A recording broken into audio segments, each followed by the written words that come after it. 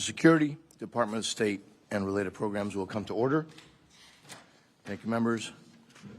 Good morning, Ambassador Waltz, members of the subcommittee, and others who have joined us today for this critically important field hearing on accountability and reform at the United Nations. We are convened here at the United States Mission to the United Nations, overlooking New York City and the UN headquarters, really a fitting vantage point to note that oversight of American taxpayer dollars is non-negotiable. Over the last 3 fiscal years, this subcommittee has reduced total spending under our purview by 22%. This includes the largest cut in the recent enacted fiscal year 2026 NSRP Appropriations Act, which actually slashed 16% by getting rid of inefficient and ineffective programs and refocusing funding on programs that are in the direct national security interest of the United States. Funding for the United Nations was not exempt from this very needed review, which resulted in a double-digit cuts and stronger requirements that demand accountability and reform on behalf of the American taxpayer. This hearing today, it's really an opportunity to discuss these measures that go hand in hand with the really outstanding work that Ambassador Waltz and his team have just begun to undertake with really, frankly, notable results. That's what this subcommittee and taxpayers will continue to demand. We demand results. As President Trump said, the United Nations has great potential. But the President also noted that the UN has not come remotely close to living up to that potential. Anyone who has followed this subcommittee in recent years knows, well, that I could not agree more. Too often, the UN is in direct odds with the with America's interests and makes a mockery of the very things that it claims to support. Look, from Human Rights Council with many of the world's worst offenders, to the World Health Organization's pandering to Communist China during COVID-19 while shutting out Taiwan, to Iran winning a seat on the Commission on the Status of Women while its regime brutalized and murdered women on the streets. Well, fortunately, President Trump and Secretary Rubio are ushering a new era of international accountability, one that demonstrates the glaring inadequacies, unfortunately, of the UN. I believe that the central problem is not the member states, but the UN structure itself.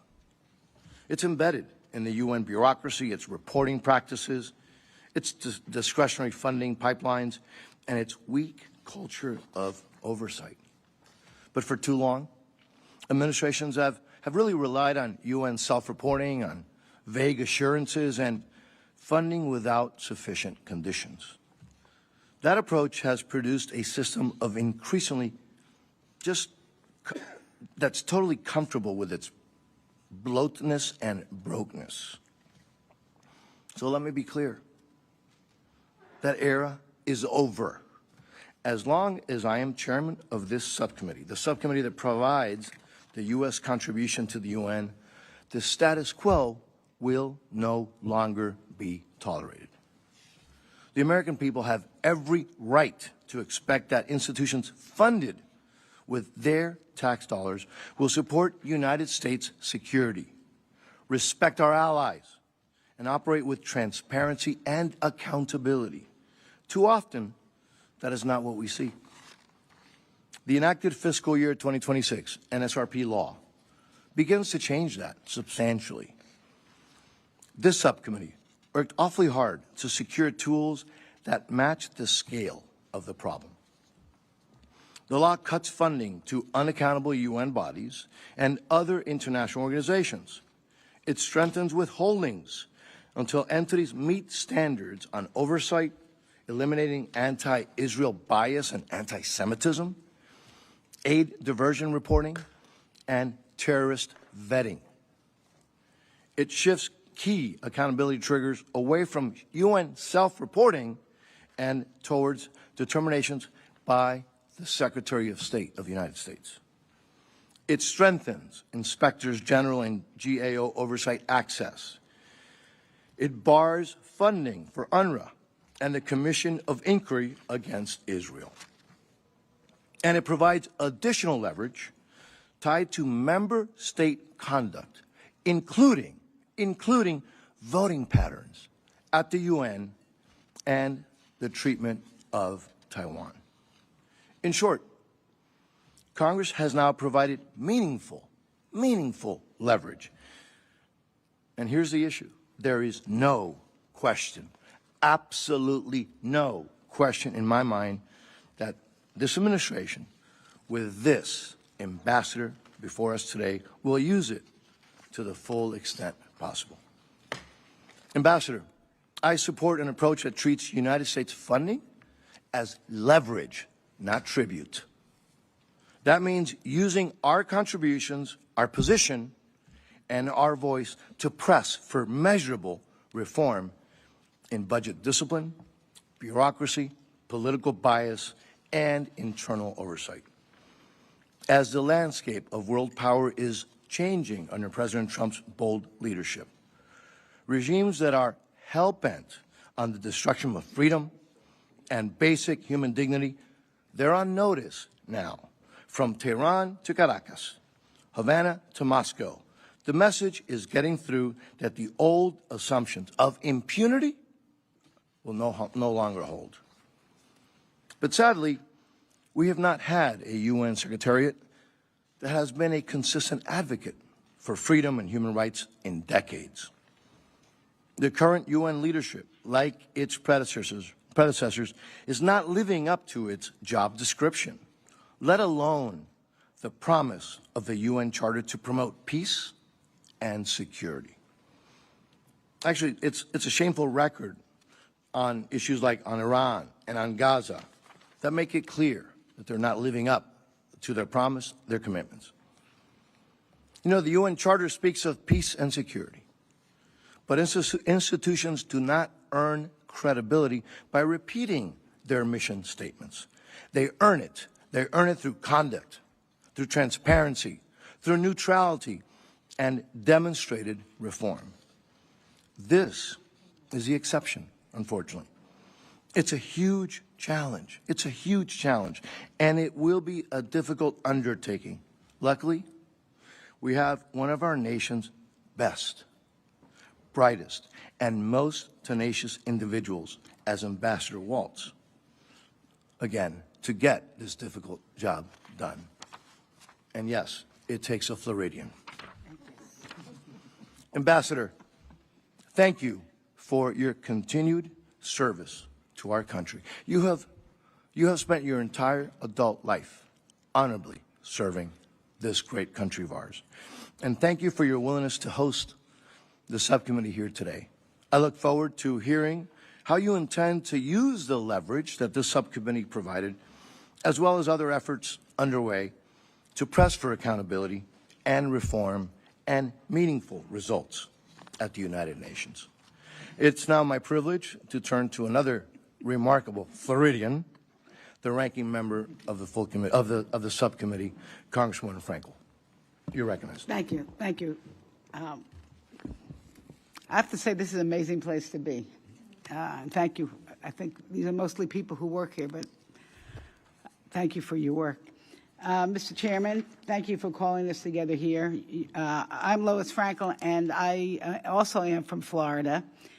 And we have a good bipartisan showing here. You will see, we happen to be very good friends, but I take a little softer, more grandmother approach, common sense approach to problems.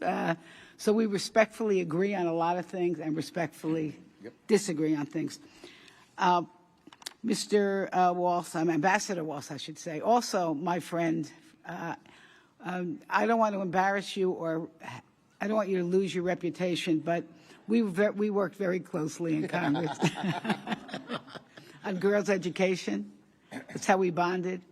On the Women, Peace, and Security Caucus, which we founded together, and I also am very proud of your assignment. and thank you for your hospitality yesterday at the UN. I grew up, I was a orange carton-carrying UNICEF supporter as a kid. I grew up collecting pennies for UNICEF. I lived in New York. I visited the UN many times. So it's really been part of my life history. And to me, it remains a unique forum, one of few places where countries from every region come together to address shared challenges. And Ambassador Waltz, I'm going to quote you. You said, one place in the world where everyone comes together to talk. And while there's always room for improvement, it's important to recognize that the United Nations plays a vital role in advancing global stability and supporting U.S. foreign policy priorities. And we've heard a lot, and I know we'll hear more about reform and accountability, which is essential to ensuring the UN operates effectively and responsibly. But more importantly, for many of us, sustained engagement is what is so important. We are going to be most effective when we lead, working with partners, impacting decisions-making, and reinforcing shared values. The negative rhetoric and reducing financial support may have unintended consequences, and I hope we can actually turn that around into a mission success. And I want to use an example. I got to meet Ambassador Bartow last night. Really, it was a pleasure to meet you and talk to you. He's the ambassador for reform. I think that's right. But one of the things we talked about was combating anti-Israel bias, which really anti-Semitism is just, it's all over. It's horrendous now. And I just want to say that if we walked away from the UN, who is left at the table to change the culture or this anti-bias? And I could give you, I'm sure, hundreds of more examples. Continued United States participation and investment will help ensure that our priorities, transparency, accountability, and democratic values remain central to the work of the UN system. And that includes support for agencies that deliver tangible results on the ground, for example, providing life-saving assistance to children, delivering vaccines, improving nutrition, expanding access to education, and responding to humanitarian crises.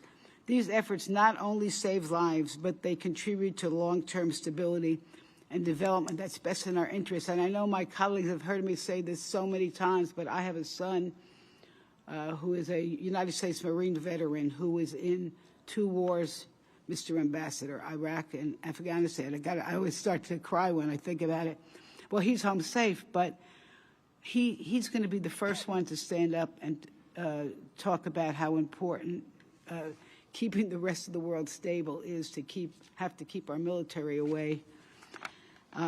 So we have seen new approaches to engagement with the UN entities, including expanded collaboration and humanitarian coordination with mechanisms such as OCHA. And just wanted to add, I hope education gets to be part of that. I know, I think it was may have been left out of early agreements. And I wanted to say this, and I said, with the ambassador sitting, the other ambassador here, because we talked a lot about the reform and efficiency, which I think is very good. But to me, the priority is not reducing the budget. To me, I want to find the ways that we can actually increase the budget in the things that accomplish our mission. And that's what we should always have, a mission. We should have goals in mind, what we want to accomplish, and make sure that the efficiency and reform coincides with that. And I want to say that maybe sometimes it works in some situations, but transactional foreign policy to me is bullying, and it is not the way to go. All right, that's maybe where we'll disagree on some things. The challenges we face today: conflict, public health threats, displacement, emerging technologies do not respect borders, and addressing them effectively requires cooperation and sustained leadership. And I'm going to, our ranking member today will be the pit bull on the budget. she does it better than me. You'll hear from her in a minute. But we have had an opportunity, everyone here probably. I've met with many UN partners, and I would be remiss if I did not know concerns about cuts to U.S. funding and delays in payments to the United Nations system. That is just wrong. Predictable and timely contributions are essential to maintaining our credibility, sustaining critical operations, and ensuring that programs from peacekeeping to humanitarian assistance can function effectively. When payments are delayed or reduced, it creates operational challenges, seeds influence to our adversaries, and complicates our ability to advance U.S. priorities. And so, good. As the Trump administration and Mr. Ambassador, as you consider the reforms, it's important to maintain the consistency and reliability that underpin effective leadership. And okay, with that, I'm going to yield. I just ran out of paper. And it's really a pleasure to be here, Mr. Ambassador. Again, I'm wishing you the best on your mission here. And I yield back. Thank you. Before I recognize the distinguished ranking member of the full committee, for the record, I'm not the one who called you a pit bull. All right? So, a pleasure to have Ms. DeLaura, and you're recognized, please. Thank you so much, Mr. Chairman.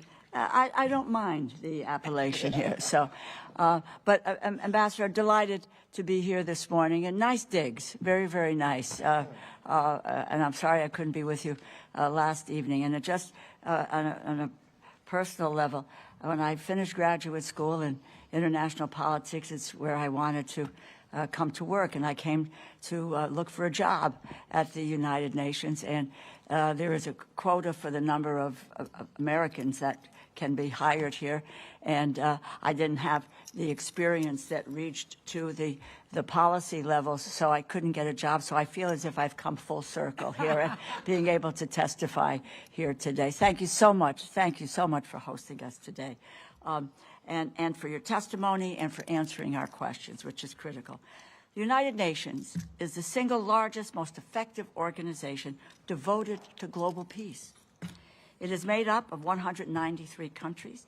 It represents the vast majority of humanity. Its very existence is evidence of our species' ability to cooperate, to deliberate, to reason, and to resolve our disputes peacefully. It is a body dedicated to the prevention and relief of human suffering. It is a moral institution. And each year, the United Nations provides food for more than 120 million hungry people across more than 120 countries and territories. It extends an open hand to more than 139 million refugees fleeing famine, war, and persecution. And it supplies vaccines for 45% of the world's children, helping to save 3 million lives annually.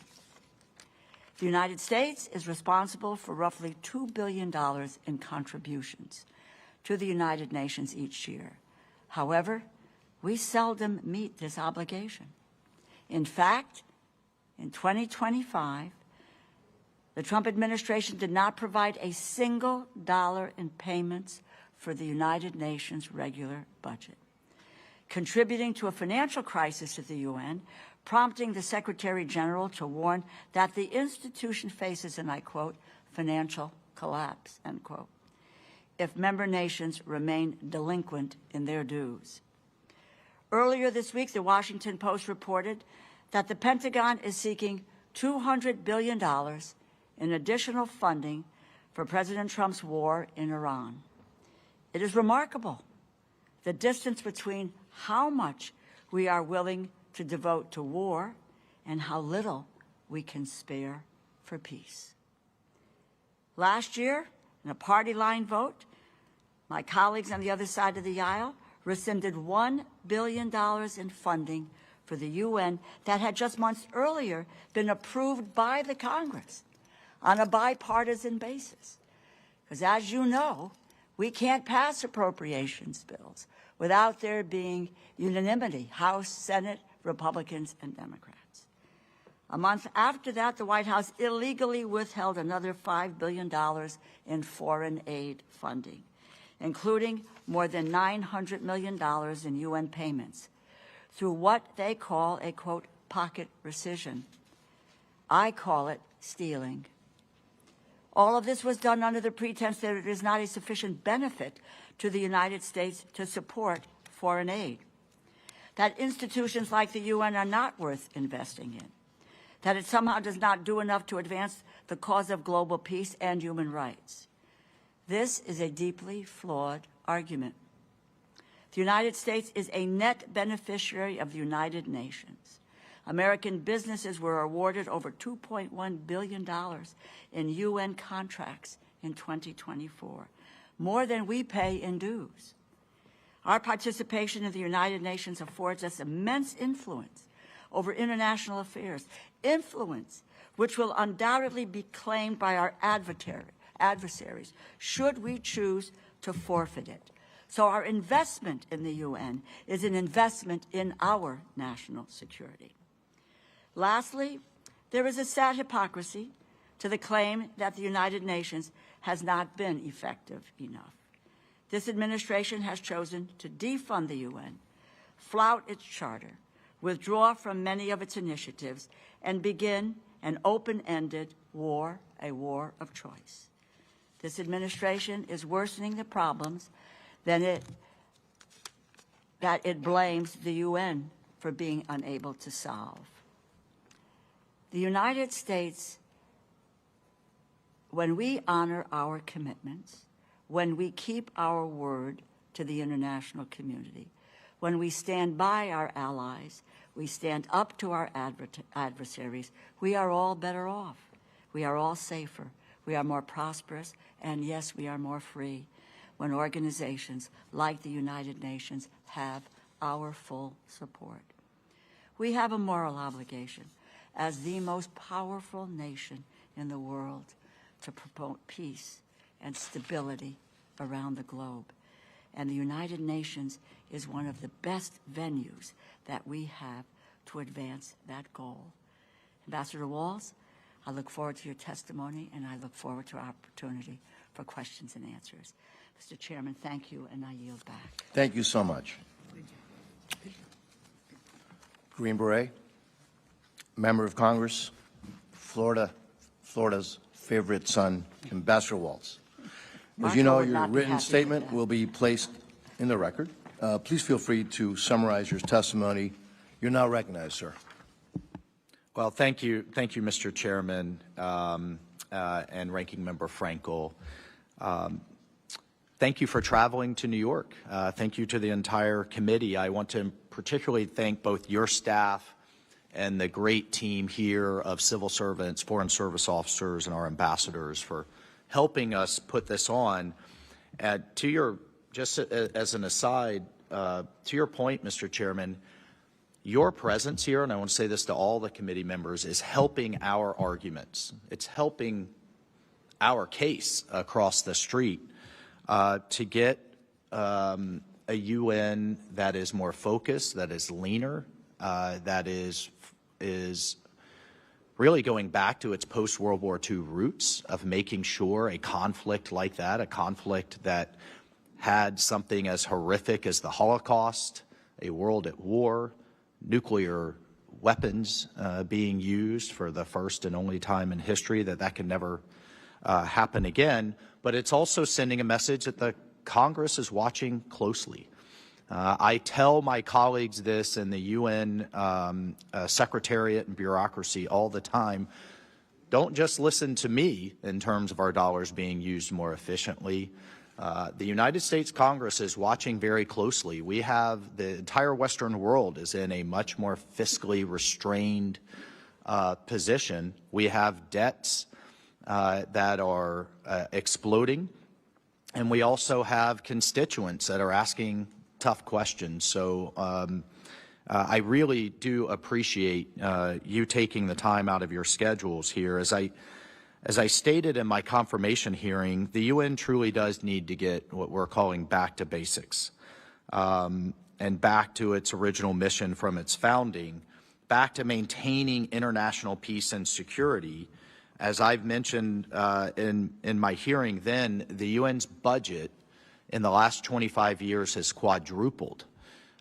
We have not seen, arguably, a quadrupling of peace and security around the world commensurate with those hard-earned dollars. So we are pressing it. We're pressing it to streamline its bureaucracy, to eliminate duplication.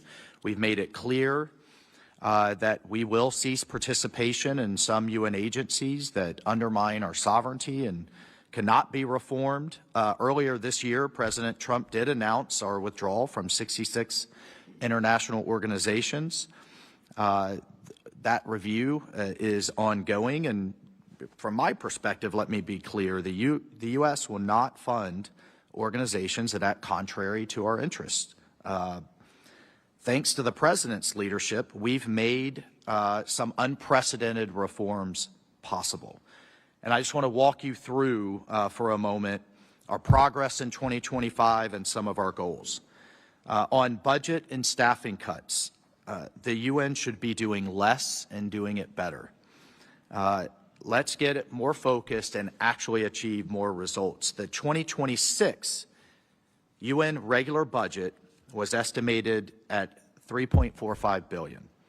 The U.S. funds roughly a fifth of that at $820 million in 2025 alone. Again, I think we need to reduce the UN size and ensure every taxpayer dollar is spent responsibly. And thanks to the strong efforts by the United States, led by Ambassador Bartos here and his team in what we call the UN's Fifth Committee, which approves its budget, we are working towards a leaner and better prioritized 2026 budget going forward. In December, we led member states to adopt a historic 15% cut, $570 million out of the UN's regular budget. That will eliminate nearly 3,000 headquarters positions, and for our contribution, it will reduce our assessment by $126 million. So just in the 6 months that we've been here, we will see going forward $126 million savings to the U.S. taxpayer. We've also pushed for a 25% reduction in peacekeeping troops, and I'll talk a bit about other peacekeeping reforms in a moment, that will also save us tens, if not hundreds of millions of dollars, while enabling what we call here the repatriation, the sending home of poorly performing peacekeeping troops. These outcomes are unprecedented. They've never been seen here in the kind of UN ecosystem, and we've made it clear that future funding will depend on continued progress in efficiency, effectiveness, and accountability. On UN compensation and personnel, we're leading reforms to what is often exorbitant compensation and benefit standards that the over 100,000 UN staff receive. The UN pays 17% more than U.S. equivalent civil servants, right? Even though many of them are right here in New York. They also have additional generous benefits packages far exceeding what our great civil servants, both here and abroad, receive. And staff costs alone are 70% of their regular budget. So we need to, and we are working to bring those compensation and benefits packages back in line with common sense standards. Part of that will be the pension. There's over $100 billion in management in the UN pension, with 16%. I don't know of an employer or a government out there that contributes 16% to their pension. All of these things we're trying to bring back in line. And there's other reforms. For example, the number of interpreters and translators, ×6 for the 6 UN languages here. Technology can be used, AI can be used, remote translation can be used. That will save a lot of the travel and the conference costs. From an oversight perspective, beyond the salaries and benefits, oversight is essential. We're leading efforts to empower oversight bodies to root out waste, fraud, and abuse and misconduct. on peacekeeping reform. The administration has been clear about focusing on the core mandate of peace and security, and we're leading efforts to wind down some of these ineffective and costly peacekeeping missions. Some of them have been around for 30, 50, even 80 years. So it's one thing to stop a conflict, to insert an international force, to part ways with warring, with the two sides, or to separate them, to create the space for a political resolution. But it can't then become an excuse to not have a political resolution. When you have a peacekeeping force, for example, in DRC and Congo, at the cost of $1 billion a year, that's been there for 30 years, you can do the math and see how we have a mission creep. So what we're looking to do is to tie, as these peacekeeping forces come up for renewal, usually on an annual basis, tie them to a political process and use that as an opportunity to drive efficiencies. Along those lines, again, led by our reform team here, that we have an ambassador, someone of an ambassador rank dedicated to, this is just as a quick aside, the reimbursement for the equipment that these peacekeeping forces bring, sometimes to the tunes of 10,000, 18,000 soldiers. It's quite significant. These countries were being reimbursed whether they used the equipment or not. All they had to do was bring it.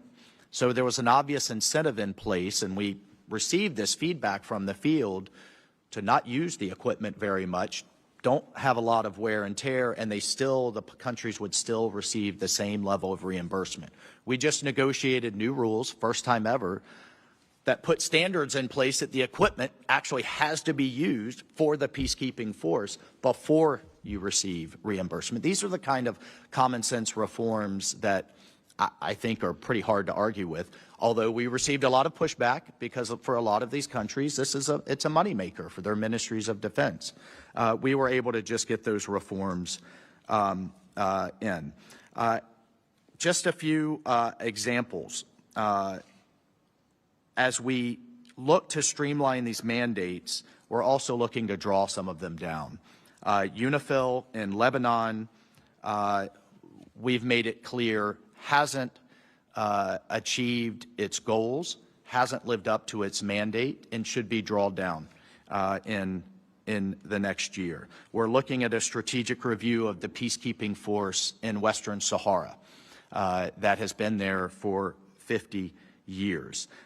We are putting benchmarks in place for the peacekeeping force that's in southern Sudan. We just oversaw the orderly closure of UNAMI in Iraq, which will reduce costs by $87 million annually. We just pressed for closure of the special political mission in Yemen. That'll save $25 million annually. We streamlined missions in Colombia and Haiti, saving approximately $20 million annually. So again, these peacekeeping missions should solve problems, not exist indefinitely.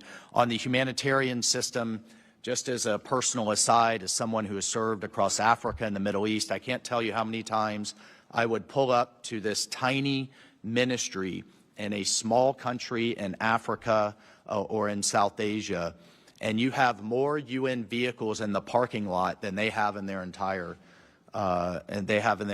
ministry, from 16, 17, 18 different agencies, often with overlapping missions, all meaning well, all trying to help. But we've now pulled a lot of our funding that will force these agencies to use the same warehouses, use the same aviation, use the same vehicle fleets, and eliminate a lot of that duplication and waste in their back offices. So moving forward, these reforms have made some significant steps. We have a long way to go, as I'm sure we'll hear about today, to create a more focused, leaner, and effective UN. We are just getting started. We're building on this momentum heading into the next year with both long overdue changes to the UN's compensation system and pension plan, streamlining these peacekeeping missions, halting waste that undermine the effectiveness And we'll work with the UN leadership to align our reform agenda with the Secretary General's, what he calls his UN 80 mandate. We will have a new Secretary General elected this year, and we're having those conversations now with the candidates of what they seek to keep and continue, or what new they seek to put in place. But reform is at the top of our list as we meet with some of these candidates. So this is a critical moment with senior leadership transitions approaching here over this next year. We need to have a clear message. We will prioritize qualified Americans, Representative DeLauro, along the lines of what you sought to do so many years ago of having qualified Americans in UN leadership positions, not just here, but across the ecosystem in Geneva, in Vienna, in Nairobi, and other places where you have UN agencies. And I'll just conclude with echoing President Trump's own words, as he said most recently at the General Assembly. The UN has tremendous potential. My charge from him is to help it realize that potential. We are dedicated to making the UN live up to that promise, to making the UN great again, if I can say so, our new acronym, MUNCA. The UN is the one place where everyone can talk. If we walked away tomorrow, which I nor the President are advocating, it would be reinvented somewhere else. I will push hard and continuously to have it right here in the United States where it belongs. And I look forward to keeping open dialogue with your committee. I thank you for the legislation, Chairman, that you pushed through. It is additional arrows in our quiver to help make the UN great again. Thanks so much. Thank you, Ambassador. Members, I will call on members based on seniority, alternating between each side, as we always do. Each member will have 5 minutes. Let me repeat that. Each member will have 5 minutes for questions and responses, and I anticipate, and again, the Ambassador, who is actually very busy right now, but has been very generous, that we should have time for potentially 2 rounds of questions. Ambassador, in my opening remarks, I briefly described the new and strengthened provision on the UN, the fiscal year, NSRP fiscal year 26 bill. I think one of the most common sense requirements is that you, frankly, you be consulted before the Secretary decides if or how much funding may go to different countries. Each country's voting record now at the UN is now on the table when deciding whether to provide funding from the U.S. taxpayers. Now, during the short time that you've been here, Ambassador, some progress has already been made in moving countries closer to U.S. positions. We have a long way to go, though. We have a long way to go. Can you describe your efforts on this front? You know, what are the kind of the main obstacles that you run into, and why this tool actually matters, why it can be helpful to you for changing voting behavior at the UN? Again, because job number one is United States national security. So if you could describe a little bit about how that tool is helpful. Is it helpful? Like to hear it. No, thank you. It is helpful, Mr. Chairman. You know, look, there is obviously a line of thinking that you provide humanitarian aid for humanitarian purposes, period. But there is also, I would advocate, that the American taxpayer should know that their dollars, particularly development and other types of aid, are in line with our interests and are being used in line with our strategic goals. And if you look at the correlation with the country, many of the countries who receive the most aid often do not or stand with us the least in some of these international bodies. So I think it is absolutely fair, and I appreciate the efforts of the committee to look at that coalition and at least have that conversation, and certainly to include the U.S. mission to the UN as those decisions are being made down in Washington. So we certainly appreciate that, and we appreciate the effort. On the broader issue, you know, one of the things, and you raised it, the ranking member raised it as well, is the inordinate amount of resolutions that are introduced on Israel. And if you look at the Human Rights Council, there's 171 introduced on Israel compared to 81 on all other nations combined. It is just completely out of whack, and as one of the countries that stands with our steadfast allies, that skews the numbers as well. But I think there's a bigger point here, and this is where we've had some successes on the votes that have really, I think, most recently mattered.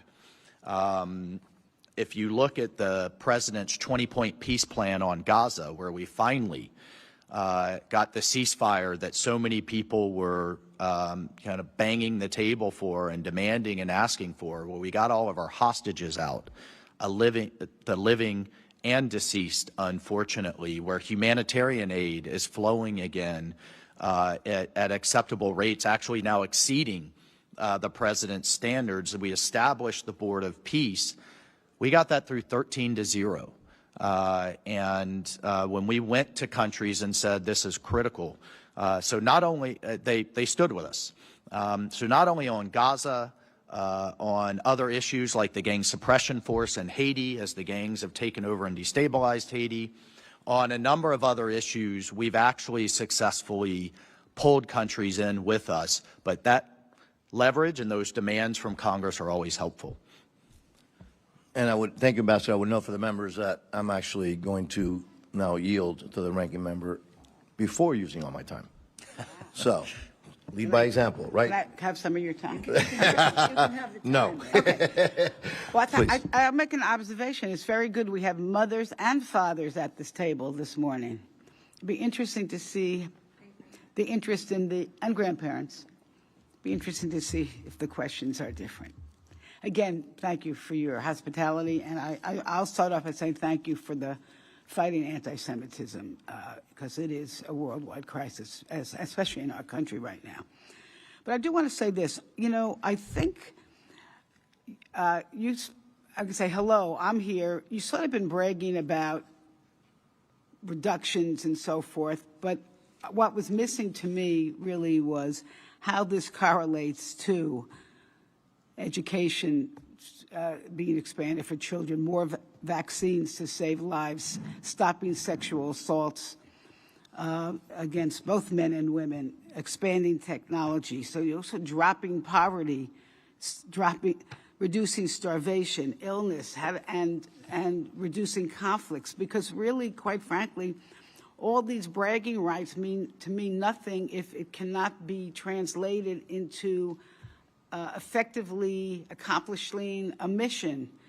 So I think you mentioned this, but in the UN regular budget, after the budget cuts and the rescissions, the United States announced a withdrawal from 66 international organizations. I'm not going to name them all, but some of them include the Special Representative on Sexual Violence, Education Cannot Wait, UN Democracy Fund. But my question is this: could you tell us what criteria was used, and was there any interaction with Congress? Because I don't remember anybody talking to me, but that could have been an oversight. Ranking member, if I could answer the first question, then I'll go to the international organizations.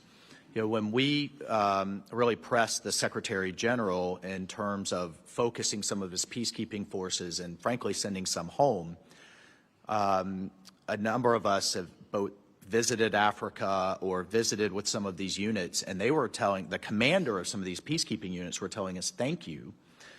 In one case, the commander was able to send a unit home that had a sad and unacceptable number of SEA allegations of sexual exploitation and abuse.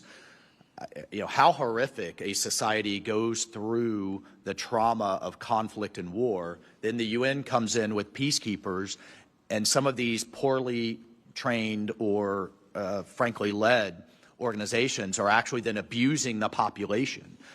So through some of these efficiencies, it gave the commander the leverage to say, you're out of here, you're going home, you're being repatriated in that sense. And on the humanitarian, where are we actually delivering? On the humanitarian reorg, where the U.S. just sent $2 billion into OCHA, into the Coordinator for Humanitarian Assistance, led by a British national, Tom Fletcher.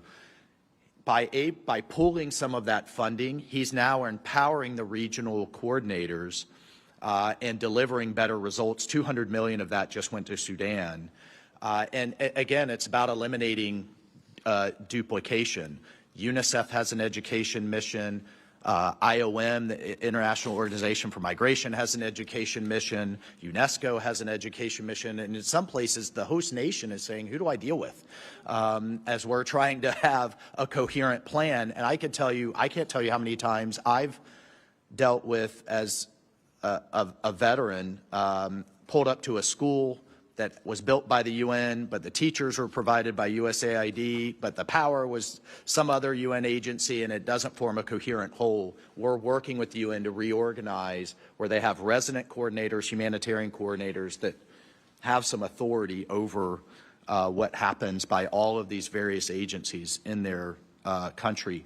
Look, on the international organization withdrawal, there was a series of criteria. In some cases, can we reform this agency? In some cases, we're aligned with the mission, but there's 5 organizations within the UN bureaucracy that do the same thing, and we're not going to continue to fund duplication and pulled back.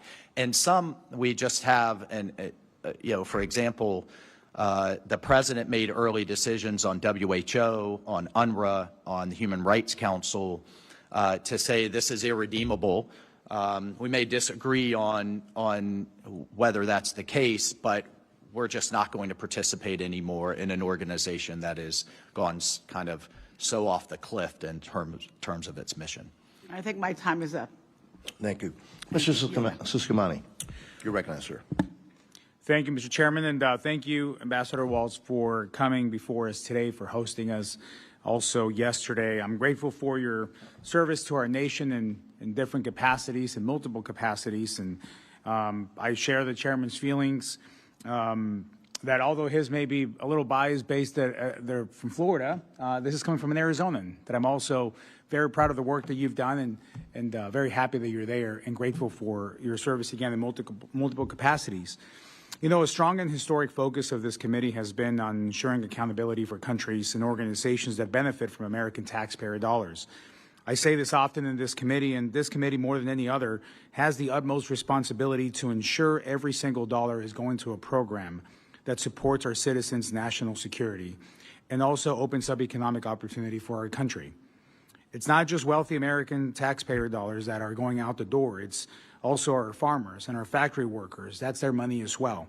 So I stand firm on this responsibility, and we are the most generous country in the world. And it's pretty personal to me. I think you know this. I immigrated to this country when I was 11 years old. I became a U.S. citizen in 2006. 16 years later, I was elected to the United States Congress, and now I'm here in this table with my distinguished colleagues and you and this amazing building full of history, holding accountability for our American taxpayer dollars. And it's a great country in so many ways, and I am proud to serve it. So we've seen many UN agencies resisting oversight by the U.S., like the WHO and UNRWA, as it was mentioned before, which is completely unacceptable, as we give more money than every Security Council member combined, especially when factoring in the voluntary donations our citizens generally allow. The U.S. has historically been the largest funder of most programs and has not seen the majority of the benefit many times. And the UN has at times actively sided against the national interest of the United States. So every taxpayer dollar going out the door should have a guaranteed return and absolutely should never go to organizations that do not align with our national interest. With that in mind, sir, I'd like to just open up. We talked several times about accountability, so if I can dig in a little bit more on that. The U.S. remains the largest contributor, like I said. Congress passed a number of reforms that align with the vision that the White House has had for conditioning U.S. foreign aid. What specific accountability reforms from the FY26 appropriations bill advocated by the President and this body as well has the UN begun to implement? And if you can talk about specific metrics that are being used to be able to measure that. Yeah, thank you. A number of these reforms, frankly, we are still pushing in to the system. One of the things we would like to see is a more independent UN Office of Inspector General. Right now, it's still, it's an IG, but it ultimately reports back to the entity that it's supposed to be investigating. And so we would like to see more independence there, and that is, it's Representative Siscomonte. It's one of the things that is top of our list as we engage not only this Secretary General, but he's on his last year, the new candidates coming in as well. There needs to be a level of independence, and I know that's something that there's language pushing towards. I just want to tell you as well, I mean, we are engaging with the boards and the executive directorates of the various independent agencies. One of the things I know is important to you is there is one agency that focuses on refugees, there's another agency that focuses on migrants, and then there's another agency, the World Food Program, that focuses on food. Often if you go to a camp, for example, in the Central African Republic or the Sudan, they're not all wearing different T-shirts, and so we're pressing them. Are they meeting the legal status requirements in the conventions for refugee status versus a migrant? Is the shelter being provided by the various agencies sufficient? Is the education that's coming in being effectively coordinated with the host nation? And so, again, a lot of these are just kind of common sense, or should some of these agencies just be combined? Do they need separate headquarters, separate staff, separate boards? And I think there's a real argument that they should be, but it is just like reforming our own federal government. It's a bit of a grind when you also have to take into the account of the Chinese, the Russians, the Europeans, Africans, and others. Final point. The United States pays in our regular budget more than 180 countries combined. There are over 30 countries that pay $35,000 to the UN and receive massive amounts of benefits. So the entire system needs a relook, and that's over the next year something we're dedicated towards. Thank you, Ambassador. Chairman, I yield back. Thank you. Ranking Member DeLauro, you're recognized. Thank you very, very much, Mr. Chairman. Just a very quick point, because we do have to account for taxpayers' dollars, and accountability is critical. I would just say we ought to take an inward look at this as well as looking at the UN. At this moment, we cannot get an accounting, because I've asked the questions of what the costs to date are being incurred with the war in Iran. We cannot get any accounting, no specificity, what we will need going forward, to what purpose, all by way of saying that indeed there is $1 trillion that the Department of Defense has right now, and we don't know where that is going. We need to look at accountability and look inward at where taxpayers' dollars are spending on what we are doing. Migrants are different than refugees, two different agencies. World Food is different than the other two. They need to have clear lines of demarcation as to whether where they go and what they do. It is not all the same. U.S. has been the largest contributor to the UN, a quarter of the budget. I don't disagree that we need to have reform, but we're not investing and continued U.S. support to maintain that leverage to secure reforms. And I might add that the administration has opted to illegally, because this committee voted for these funds. Illegally rescind the remaining U.S. funding for the UN regular and peacekeeping budgets for fiscal year 24 and fiscal year 25. That disregards our international obligations. That does damage our leverage. How does starving the UN of resources from the largest contributor force institution-wide budget cuts, advance the goal of achieving reform? I need to ask you, Ambassador, what is it going to take, and what is the U.S. plan to provide the funds that were appropriated in 2026 to the UN? I just would make this additional point. When we don't keep our promises, and then we have others, adversaries who step in. China's paid, fully paid its dues. And what they are saying is you can't take the United States seriously. We're called unreliable, and painting itself, China, as a bastion of global stability. Let me just get the question out on this one so you can answer them all at once.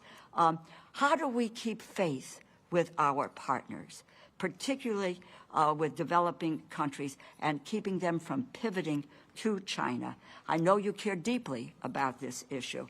And so I think that further isolating the United States puts us in a position of not being able to play on the international stage. And it really poses real threats to our national and economic security. Thank you for the question, Ranking Member DeLauro. Just a few points. One, our current arrears, or at least a significant portion of it, actually started in 2024.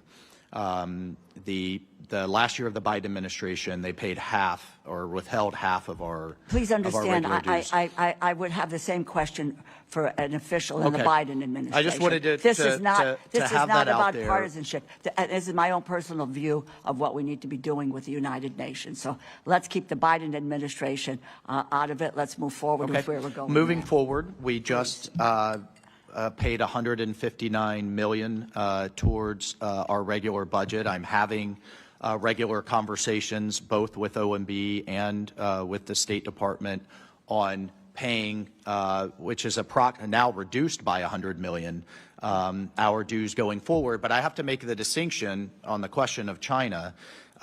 They pay very little on voluntary, whether it's the World Food Program, UNICEF, IOM, or it's virtually none.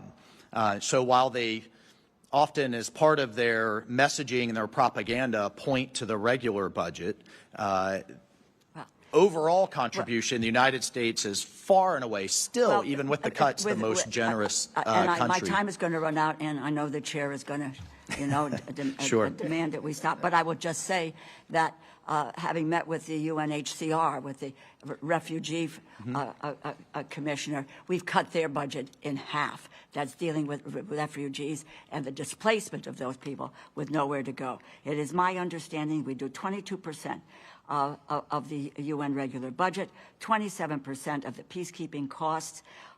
However, we have a statute in the U.S., 1994. It restricts the United States from paying more than 25% for assessed peacekeeping, meaning we are permanently in arrears. And with that, my time is. And thank you, Mr. Chairman. No, on the contrary, Ranking Member, that's why I did it a little bit shorter, because I wanted to make sure that you had a little bit more time. If I could just, Ambassador, please. Yes. Mr. Chairman, even with those cuts, Ranking Member, we are still far and away above what the EU and certainly the Chinese or others are contributing. But this is about the United States and our commitment, our commitment. Yeah. Yes, ma'am. Privilege to now recognize the Vice Chairman of the committee, Mr. Edwards. Thank you, Mr. Chair. Ambassador, thank you so much. We appreciate the hospitality, the opportunity to be here in this great location to have this conversation. I'm particularly optimistic and encouraged by your opening remarks. It is gratifying to hear that America is finally getting focused with the dollars that we send overseas, and that we're insisting that the American taxpayer, the American citizen, really gets something from the funds that we've been sending abroad for years. I can't think of a better term to describe it that you referred to a while ago as mission creep, and I appreciate the examples that you gave us there. On January 7th this year, President Trump withdrew or canceled about 31 agency programs, and I think you used the number 66 in your opening remarks. I'm just curious, can you give us an idea of the actual cost savings, if any, from pulling us out of those programs, or is our assessment in total still the same? Well, thank you for the question, Vice Chairman. I'll tell you, I mean, just as a quick example of some of the organizations that the department took, and this predated my time here, but took a holistic look at. First, under the guidance of the executive order, it had never been done before. There wasn't even a clear cataloging of all of the commissions, the boards, the organizations that we contribute to, much less than an evaluation is, are those contributions effective? Are they in line with American interests? Are they actually achieving results that we would expect them to, or that our taxpayers would expect them to? So I think the look is certainly healthy. And then what we found was a lot of duplication across the board. And then, frankly, organizations, I think you'd struggle in a town hall back home to explain, like the Pan American Postal Union or the Tropical Timber Forest Association, that we're contributing to. It was very difficult to articulate to what gain. So that was kind of this first tranche that we pulled back from. I will have to take for the record the total amount, but I can tell you it is going to be significant over time in terms of both contracts and assessed dues. It will result in a reduction, but the exact number I'd have to take for the record and come back to you. Thank you. A follow-up is, and I'm going to jump in the weeds just a bit on some of these programs. A couple really struck me that we would have pulled out for particular reasons. The first is, and I'll ask these together, the Intergovernmental Forum on Mining, Minerals, Metals, and Sustainable Development. Really shocked me that we may have pulled out of that. Maybe there's an idea to reform it and go back. But given the importance now on rare earth minerals, I would think that we would still have an interest in being involved in that. And then the other one that really jumped off of the page was the Office of the Special Representative of the Secretary General for Children in Armed Conflict. The reason that one struck me is I had an opportunity to visit Ukraine and hear the stories of the kidnappings by Russia and shipping those children off to basically reform them into Russian society. I would just think that that would be something important to us from a humanitarian standpoint. So any texture you can give me there would be helpful. So for the individual decisions on individual organizations, again, I'll take for the record it was done last year before I was confirmed. However, I want to make a broader point here, and I think it's a really important one. The decision whether to stay engaged in an organization doesn't necessarily reflect the importance of the issue.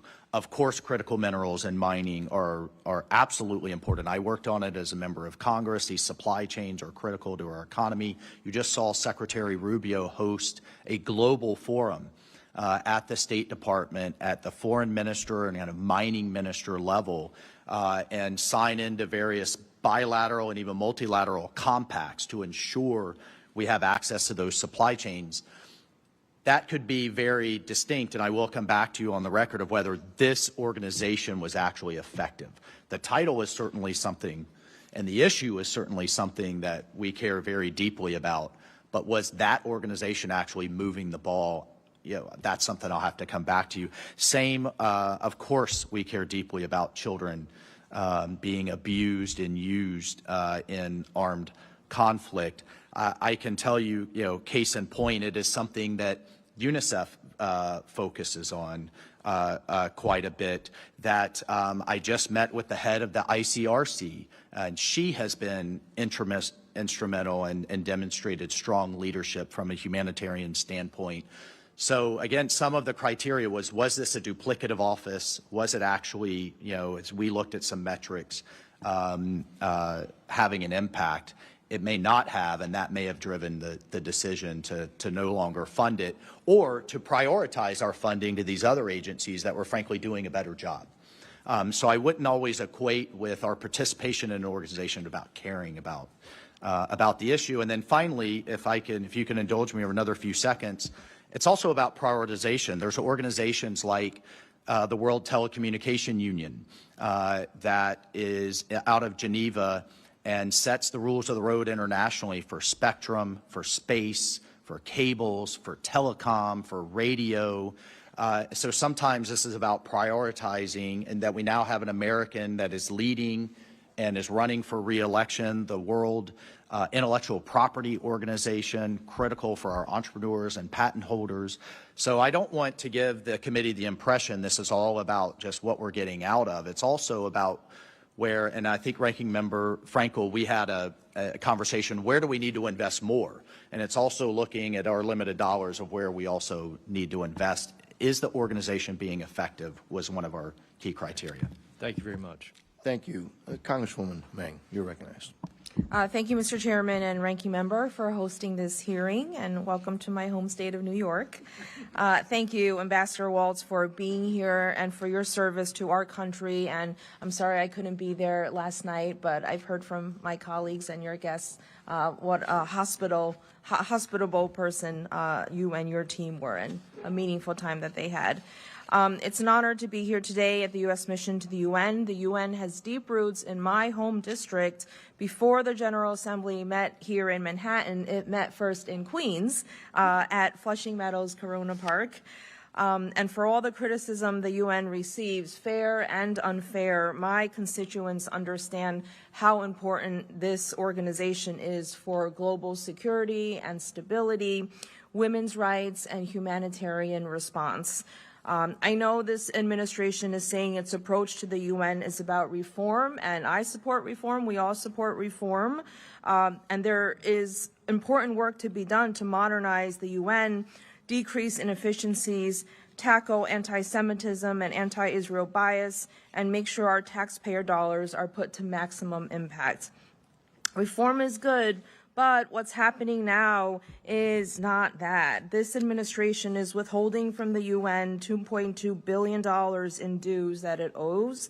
It's threatening the core work of UN agencies. It's underfunding diplomatic and humanitarian efforts at a time when countries are slashing investments in healthcare and education in favor of higher military budgets. A hobbled UN does not make the U.S. stronger. It takes us off the world stage. It's America alone and not America first. I will give you credit, Mr. Ambassador. This administration has shown what can be accomplished by U.S. leadership on the world stage with Security Council Resolution 2803. It's a great example.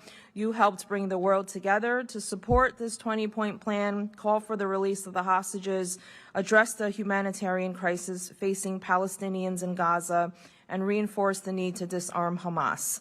So we need a strong UN, and we need U.S. leadership, especially during a time of war.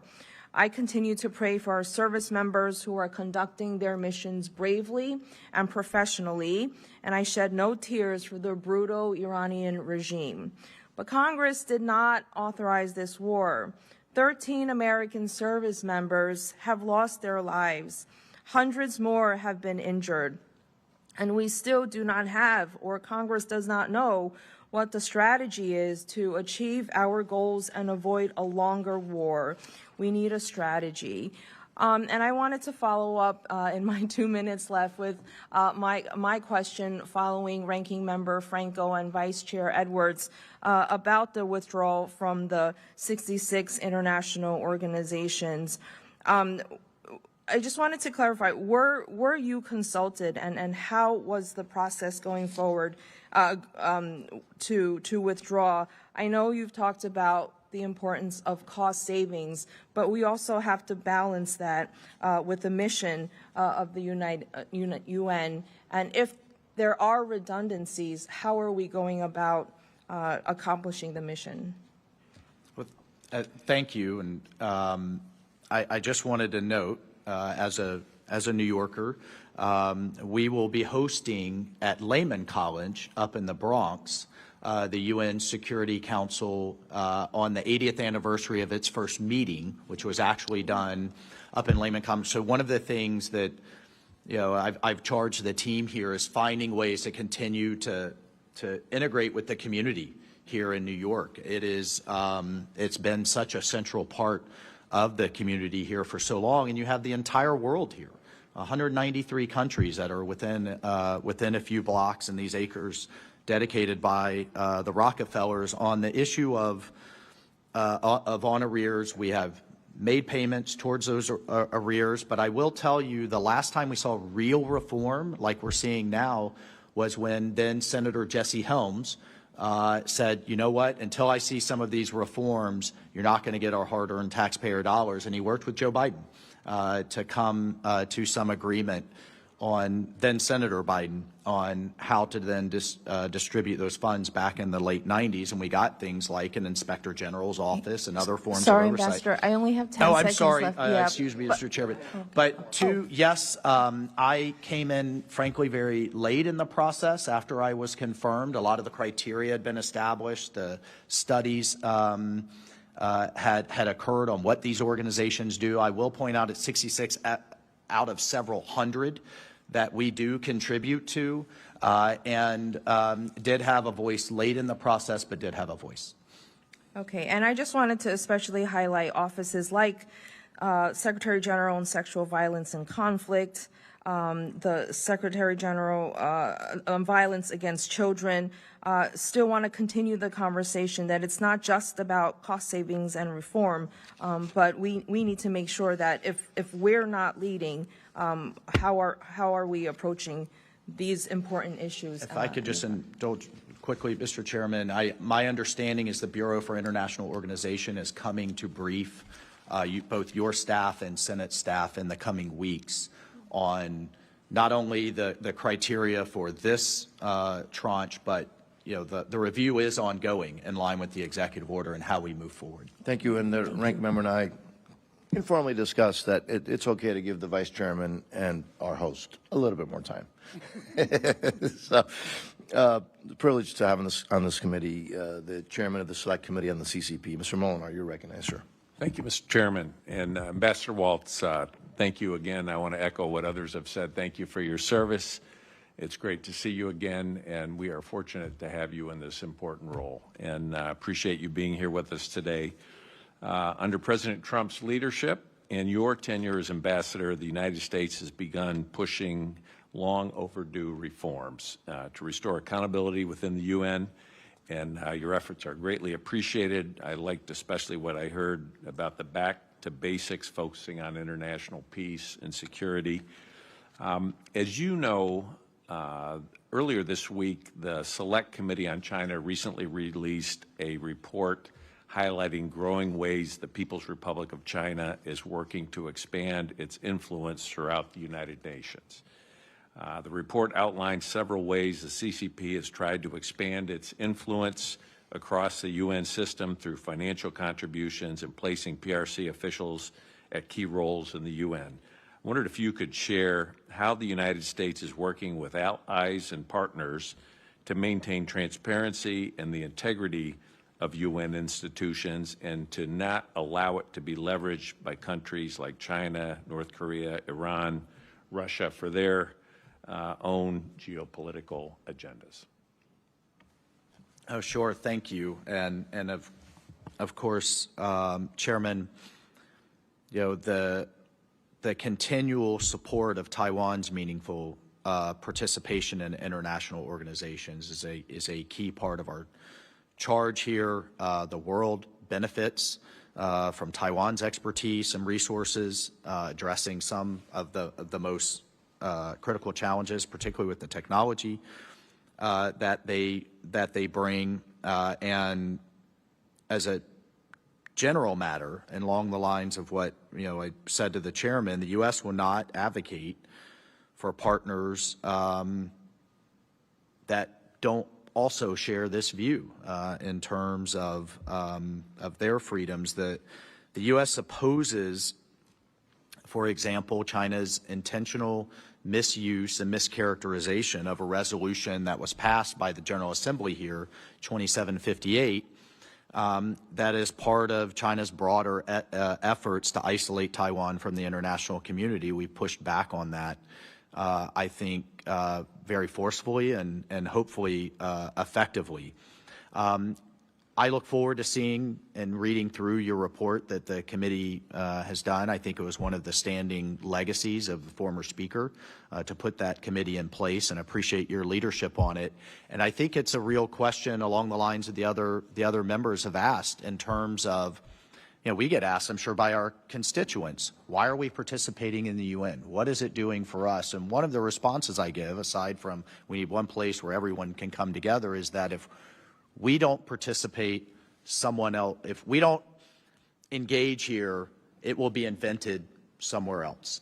And we have seen the Chinese very aggressively leverage their funding with demands in terms of positions. And I think where we're most engaged are some of these other international organizations that affect our industry, like I mentioned earlier, the International Maritime Organization, the World Telecommunications Union, the Food and Agriculture Organization, the World Intellectual Property Organization, where we are much more, I think, strategically and assertively inserting qualified Americans into key leadership position. Where I think we could do more is at the junior level, even at the intern level, where we've seen the PRC push their nationals at increasingly at scale, and that we could do more on our side.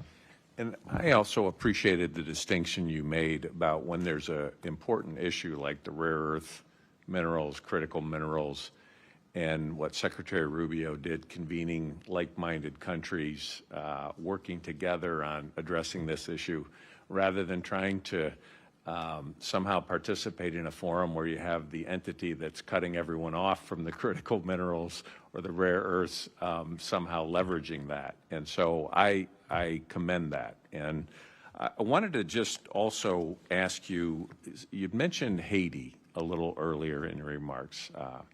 When I think about Haiti and I think about all they've been through for so many years and the gang, the oppression there, I know there's been work done. What more can the United Nations, what can you do, what can Congress do to help resolve that situation? Oh, thank you. It's a little bit of a new model in the sense it's a hybrid model.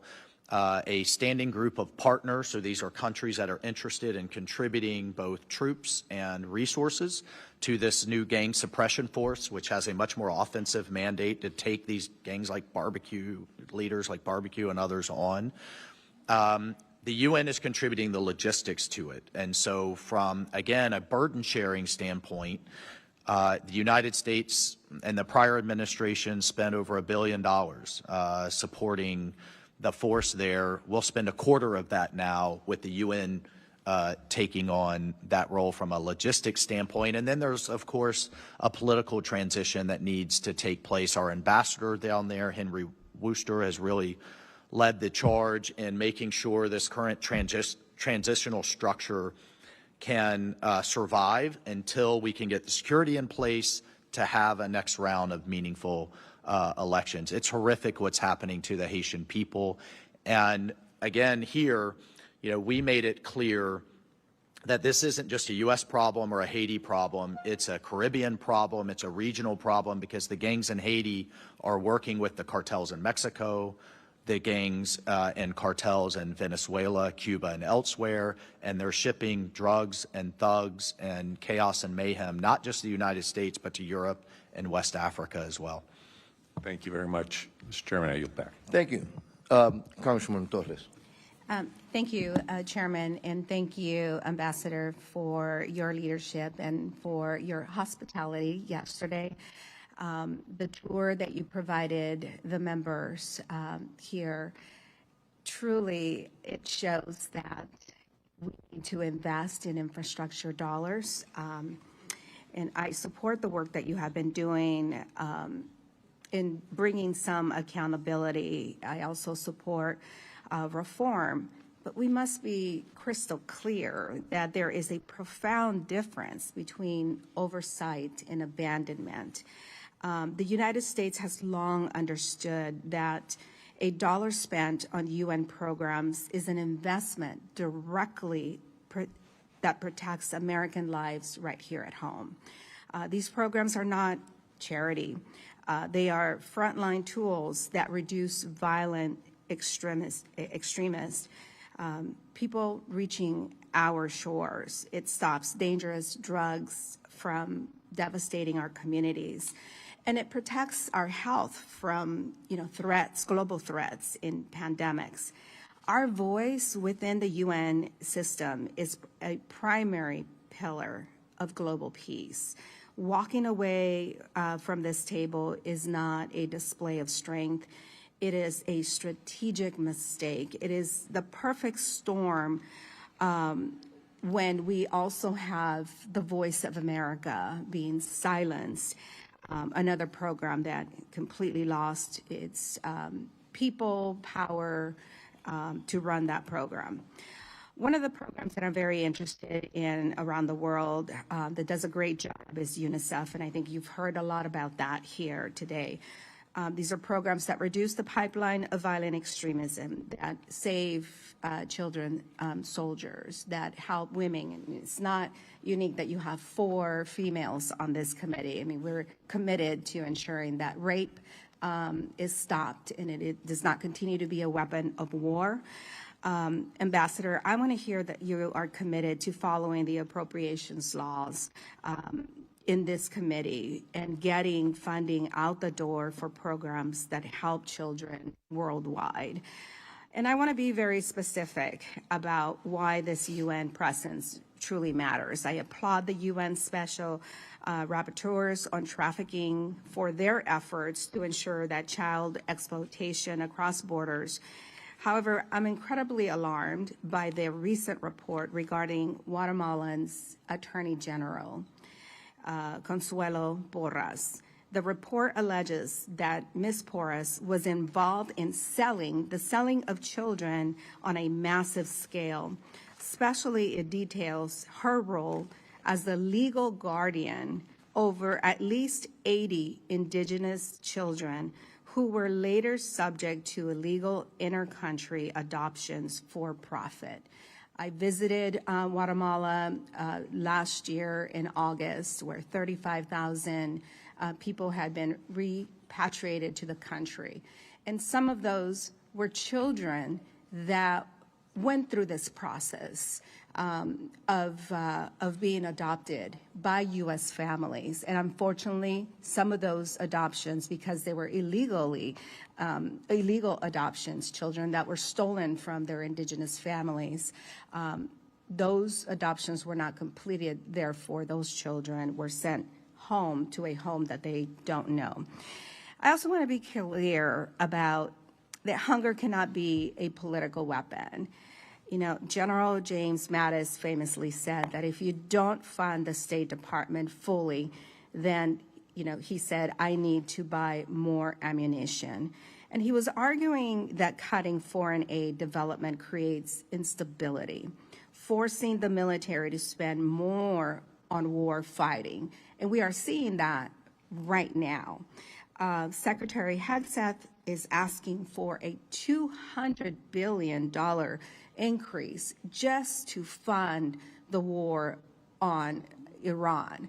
while we are cutting food lunch programs for American children on American soil, while we are cut health care for American citizens, while we cut, many other programs, and while we are cutting food assistance for children abroad. So I want to hear a simple commitment that while you do your work of oversight, which is very critically important and I support, that you're also committed to expediting the funding that is needed to meet the need of these children abroad.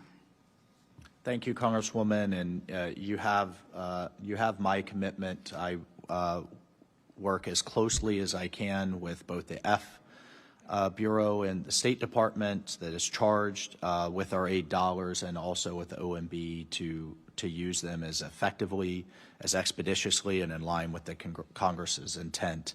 And I'll just say on a personal note, and I think the ranking member and I have had a number of conversations, I have seen all over the world in my time in Africa, the Middle East, and South Asia, that where girls are educated, where women are meaningfully participating in civil society and politics and business and even in their own militaries, you have a far more stable society, and stable societies abroad with half their population engaged in their economy and their politics means less U.S. troops abroad. So you have an advocate here in that correlation as well. Thank you, and I yield back. Thank you.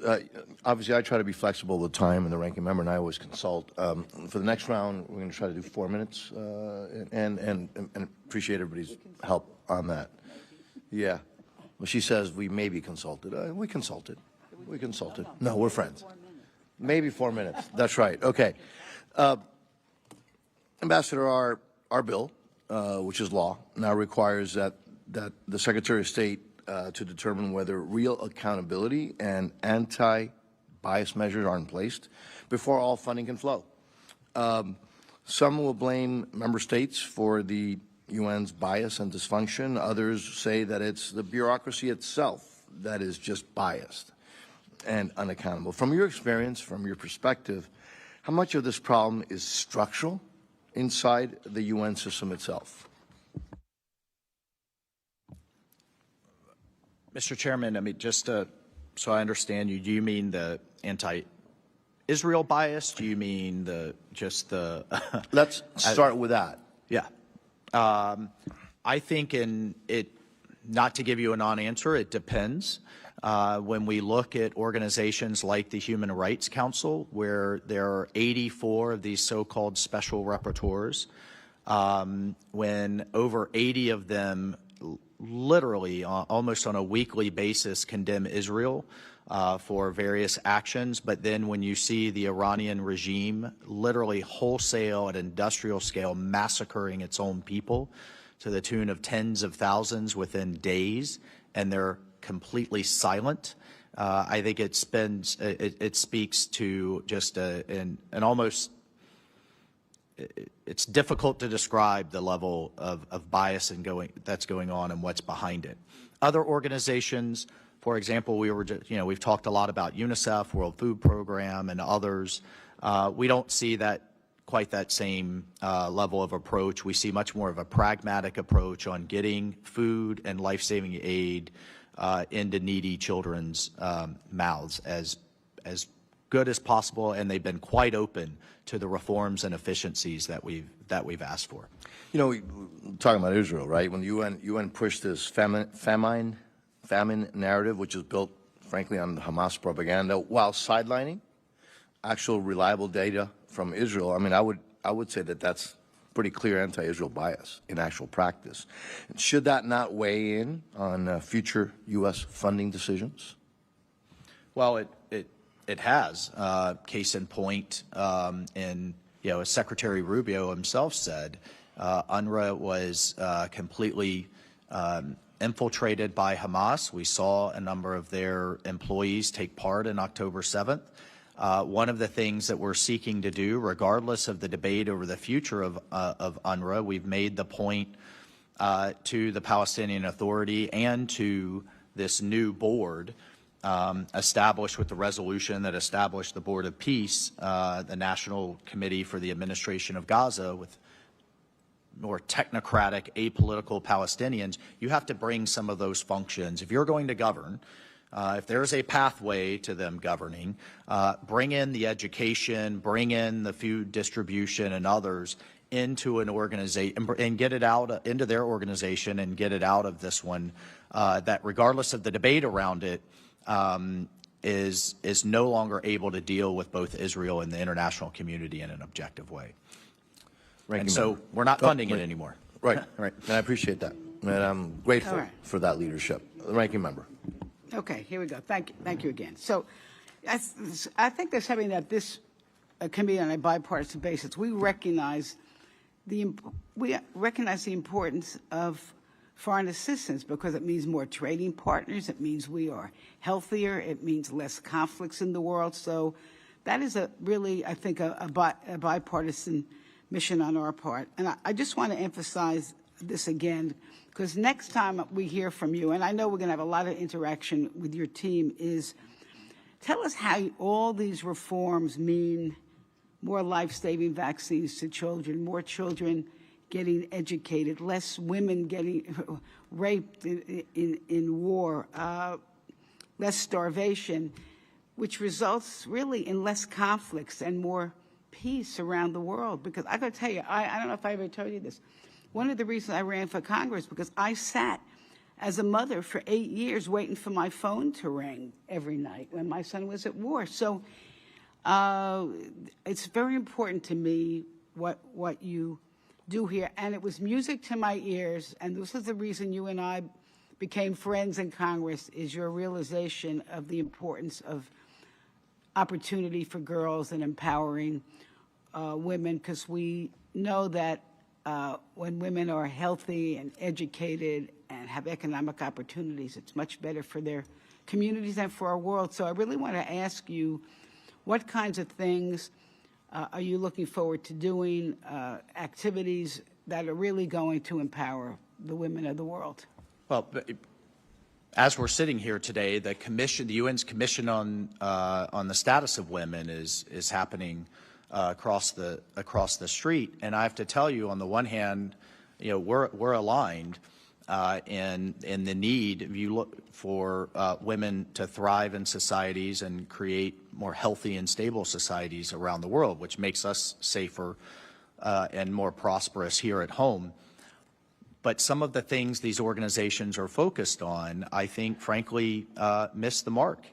If you look at the number of organizations that still allow for female genital mutilation, if you look at a number of countries that allow for child marriage, that require witnesses to be convicted of rape, those are not the types of things some of these organizations are taking on, and they should be. And our mission here is pushing these organizations to really take these issues on. I just wanted to talk about development for a moment, because I think that's incredibly important as well. This old model of sovereign nations providing taxpayer dollars to aid organizations, to a network of NGOs, I do not believe is sustainable in the long run. If you look at the increase in defense dollars that most European nations have taken, they've done it at the expense of their development and humanitarian aid as they deal with the massive amount of debt in their own sovereign government. So what we're trying to do in a healthy way is to pull in the private sector.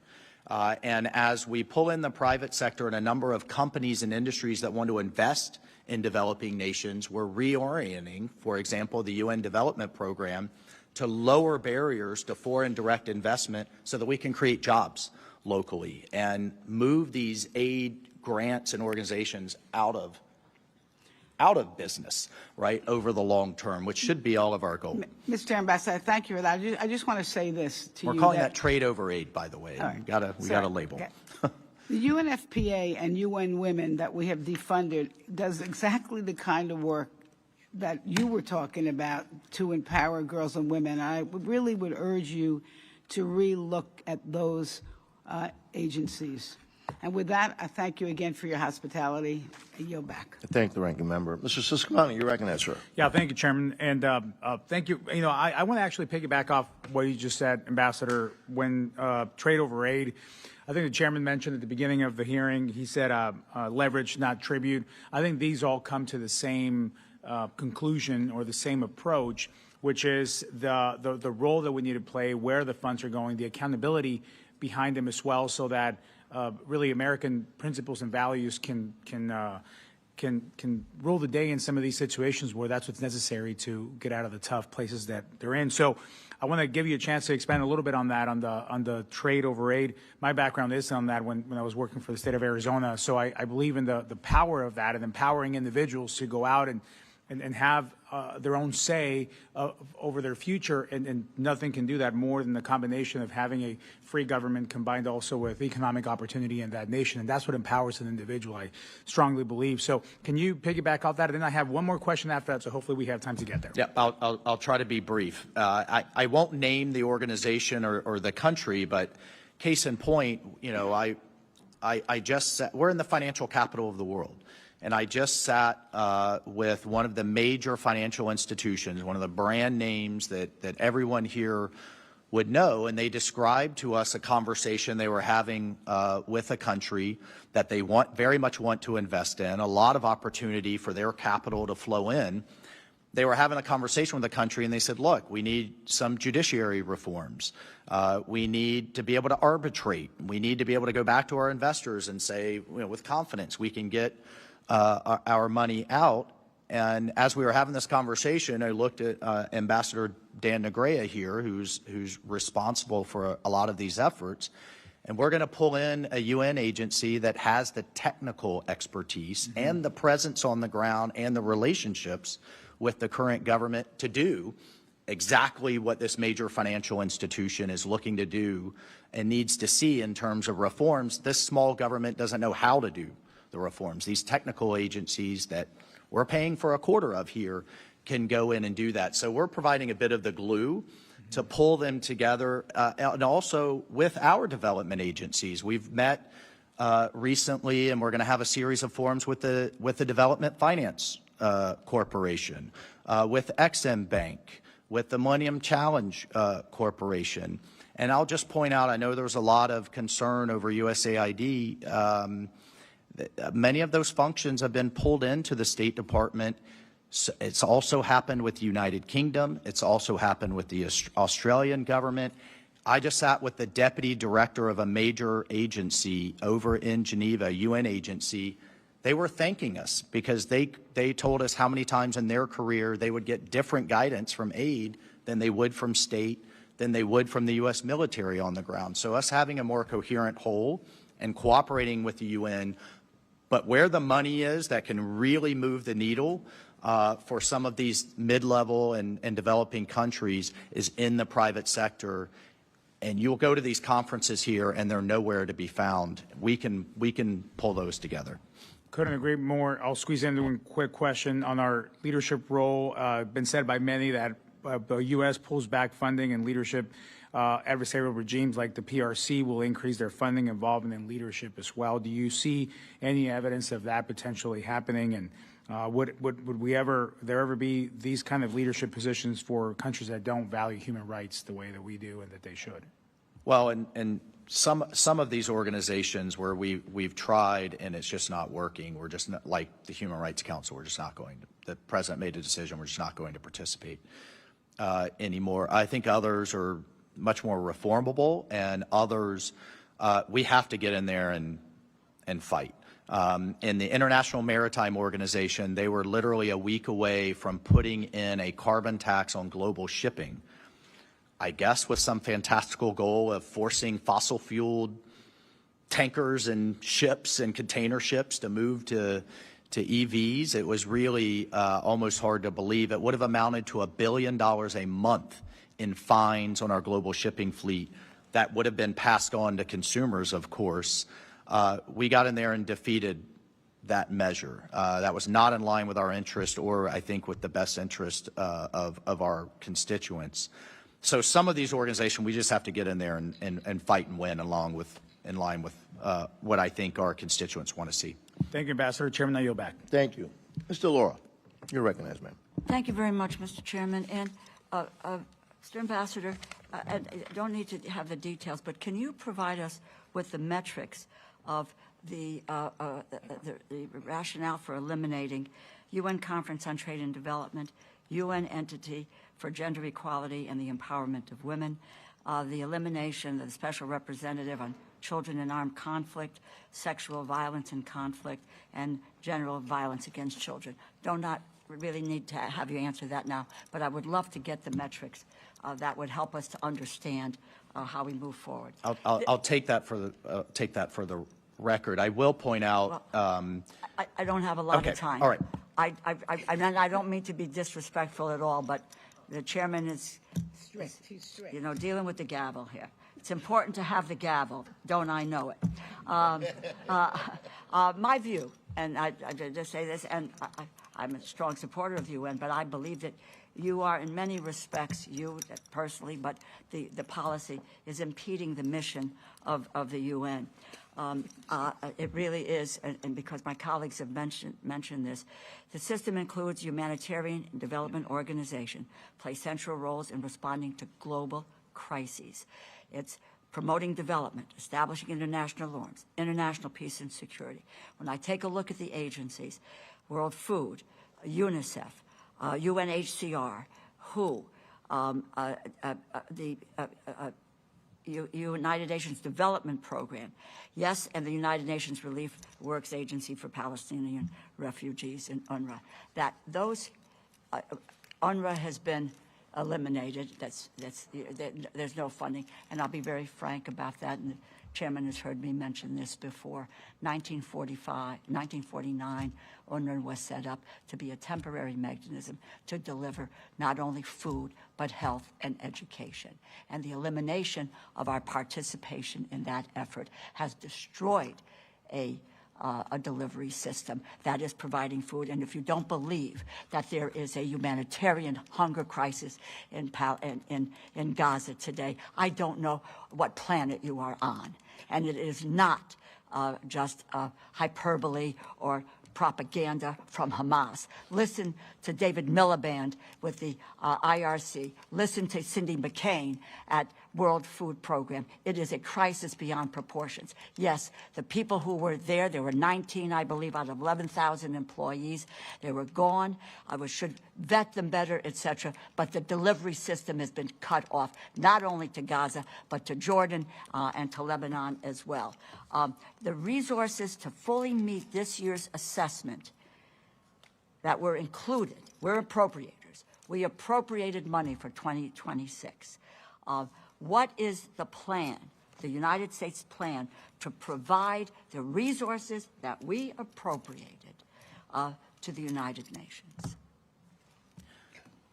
Thank you for the question, Ranking Member. I will point out, and I say this as a matter of pride, I visited Gaza, I visited our Civil Military Coordination Center, and we have exceeded the number of trucks and the amount of aid it's commercial. For the last 3. It's commercial, mainly No. It is humanitarian as well. I was and just as there. a point of pride, I was able to negotiate with the Israeli government and the Jordanian government to reopen the Allenby and King Hussein Bridge, to reopen that corridor as well that is providing aid. So we are exceeding.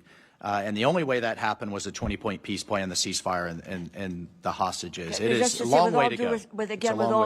With all due respect, I just returned from Israel. First of all, I wish that we were allowed as members of Congress to go to Gaza. We are not. And that is the combination of the Israeli government and the U.S. government. Others are going in, but we can't go in to see for ourselves what is happening. And what came out of the peace plan in terms of the structure that's set up, met with those folks. Impressive. I want that to succeed in every step of the way. And we know that now there's 4,200 trucks that are going. On the other hand, it is the two-tier system of of what is dual use, what isn't dual use. It comes off the trucks. It has to be examined again, etc. And the food is not getting. It is not getting to the people. There are some things that have changed, and I welcome that. And as I say, I want this process that came out of the peace plan to succeed. And I met the people who were involved. Our Texas National Guard is there doing one hell of a job. But we need to clearly do more in dealing with that issue. How are the resources? I'm sorry, Mr. Chairman. How are you going to restore the money that we provided to deal with the UN? And what's the plan for that?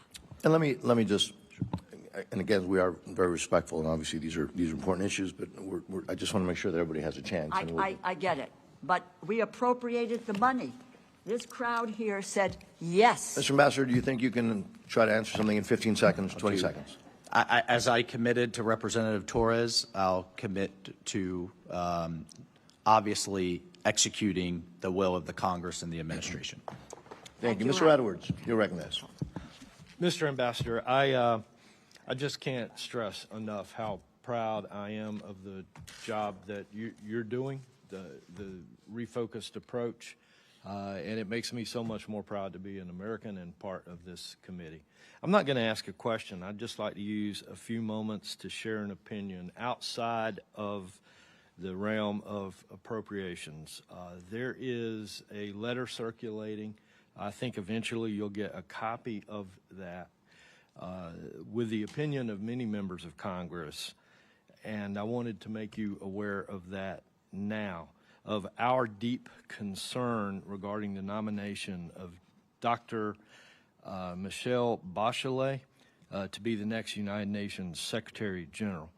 In her previous roles with the United Nations High Commissioner for Human Rights, as Executive Director of UN Women, and as President of Chile, Dr. Bachelet has repeatedly prioritized an extreme abortion agenda at the expense of state sovereignty.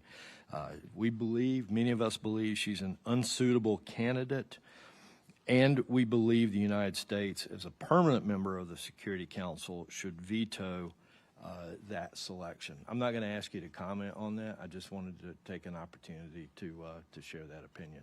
Thank you. With that, Mr. Chair, I yield. Ms. Main. Thank you, Chairman.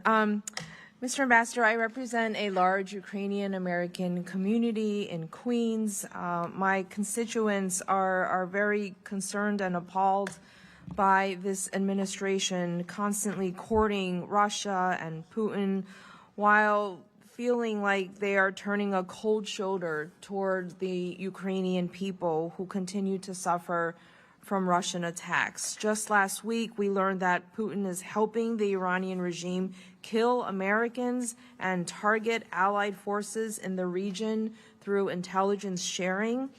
But just recently, on the 4-year anniversary of the illegal Russian invasion of the UN, the U.S. abstained from the General Assembly resolution condemning that invasion, even though our European allies voted for it. That is shameful. This is a resolution that called for a full and unconditional ceasefire and the return of almost 20,000 Ukrainian children kidnapped by Russia. Now the U.S. is asking Ukraine for help to counter Iranian drones, which are damaging our embassies and allies in the war. Ambassador Waltz, could you talk about this and why did the U.S. abstain? Sure. No, thank you. Thank you for the question, and I'll tell you I remain here in close contact with both our European and the Ukrainian ambassador. I also engaged the Russian ambassador as a member of the Security Council with a veto. And in terms of the vote, the president made a shift last year to put the United States in the position to mediate this conflict and to end this war while still maintaining our support for Ukraine's ability to fight for itself. But I will also point out it was this administration that took the action that many argue should have been taken years ago that put sanctions on Russia's largest energy exporter, Rosneft, that also put additional sanctions on Lukoil, its number 2 producer, that the prior administration did not do. So it's taken tough action. And in terms of Iran, Russia just lost its largest provider of the Shaheen drone. Iran was manufacturing these drones, providing them to Russia. Russia was then using them against Ukraine. And so Sorry, we long Ambassador, understood this symbiotic relationship, and that is now in many important ways going to be broken. Yeah, I just wanted to ask about news that I've heard about the lifting of those sanctions because of the oil markets. I don't know if you can address my that. understanding from Secretary Bessent, this is, and also we just had Secretary Chris Wright, Secretary of Energy, here at the UN to talk about energy transition and addition. These are a temporary measure for oil that was already out afloat, already out on the market, going to Chinese refineries, and instead are now going to go to Indian and other refineries to lower the current global pressure as Iran illegally tries to shut down global energy flows. Those are a temporary measure to sanctions the Trump administration, not the prior administration, put on Russia's largest providers, all with an aim towards ending the war, of getting both sides of the table. They weren't talking at all. And then, here, the seat of global diplomacy. Now at least they're sitting in the same room and have narrowed down the issues to a few final remaining issues that hopefully we can end this war. Thank you. I yield back. Thank you. Thank you. Mr. Molinar, you're recognized, sir. Thank you, Mr. Chairman. Ambassador, thank you again for being here. This past week, I had the opportunity to meet with 3 amazing individuals. And what they all had in common is that they were daughters whose loved one was imprisoned by the People's Republic of China. They are Claire Lai. Her father is Jimmy Lai.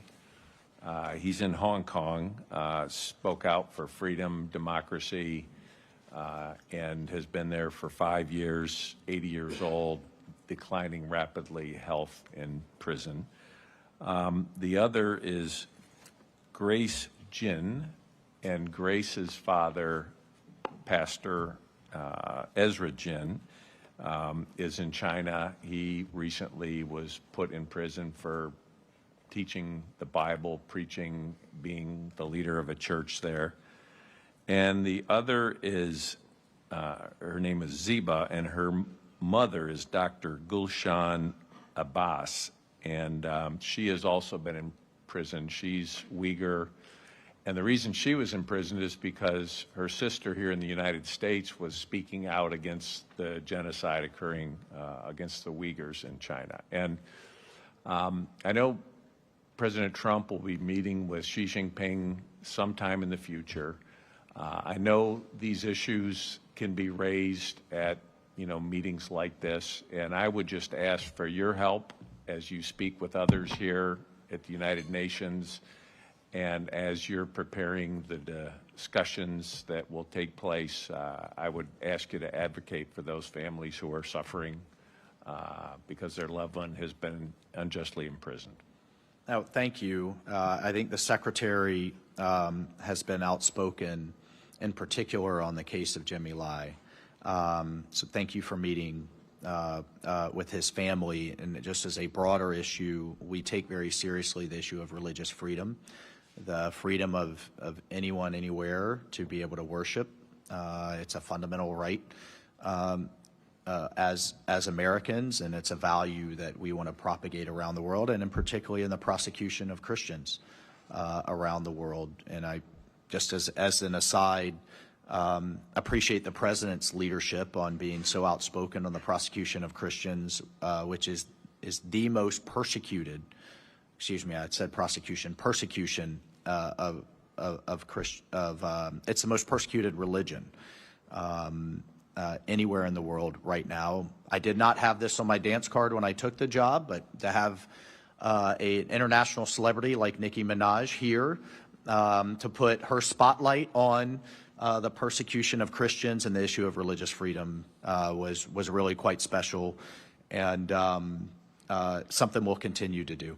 But I take that on board as we engage. And one of the fascinating parts about this position is I probably have to be in our diplomatic corps the only one that regularly engages the Russians, the Chinese, and every other country in the world as we conduct our mission here.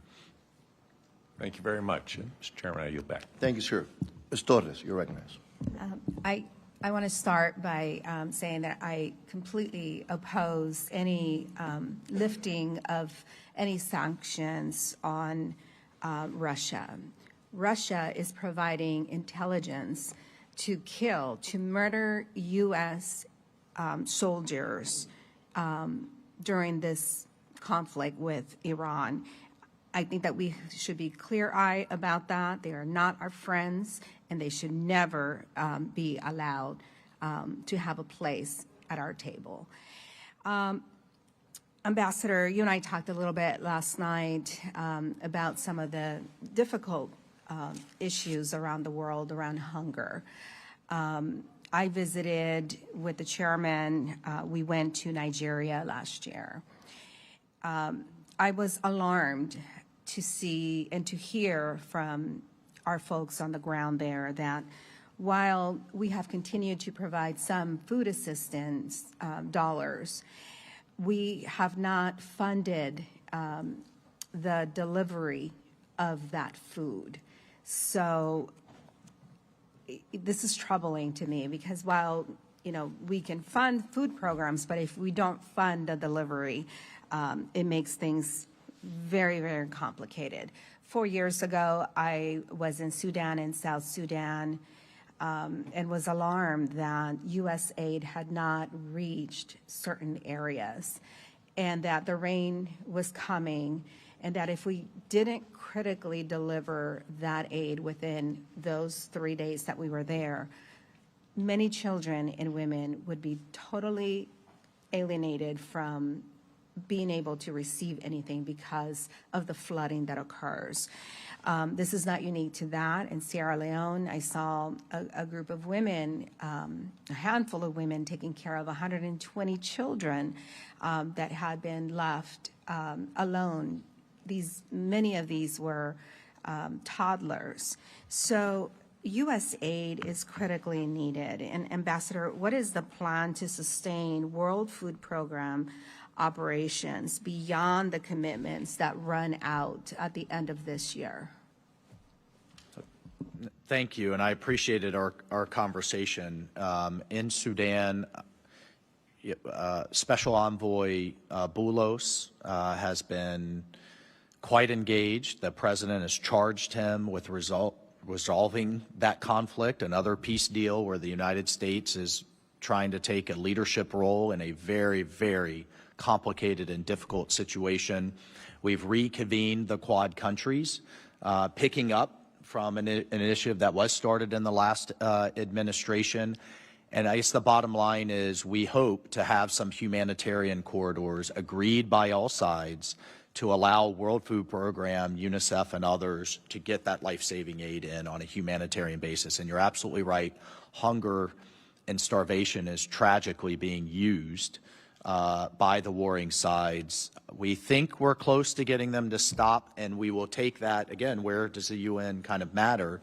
Once we put that through a Security Council resolution, we have the world agreed now to the force of international law and any outside entities that have been funding and supporting the warring sides.